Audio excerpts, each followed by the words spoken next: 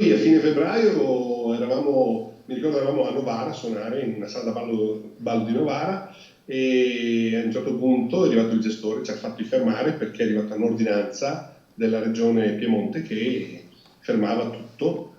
Dovevamo andare a Cuneo alla festa dei commercianti, una festa in maschera bellissima dove si suona dalle 11:30 di sera alle 5 di mattina, quindi una cosa tutti in maschera e quindi abbiamo disdetto l'hotel, siamo tornati a casa. Da quel giorno non abbiamo più suonato, basta. Musica spenta, ballo finito domenica 23 febbraio per l'orchestra dei Rodigini, racconta il portavoce Francesco Neodo.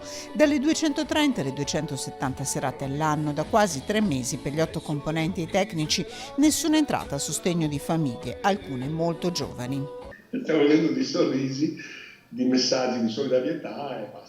Sì, non abbiamo ricevuto ancora niente. A noi spetta il FIS, non il bonus di 600 euro, ma il FIS, essendo dipendenti di un'associazione. Si sono dati la colpa fra il governo e le regioni, l'INPS e le regioni, però quando ogni 16 del mese noi paghiamo siamo perfetti e quindi ci conoscono benissimo. Un'impresa regolare a tutti gli effetti, come quella di tanti altri colleghi. I contributi in 10 anni avevano dato 700-800 mila euro all'INPS.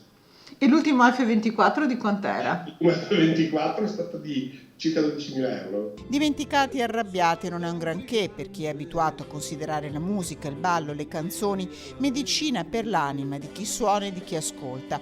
Tanti messaggi di appassionati che sperano di vederli tornare al più presto in pista, consapevoli che saranno tra gli ultimi a ripartire. I Rodigini e con loro tutto il settore chiedono di non essere dimenticati.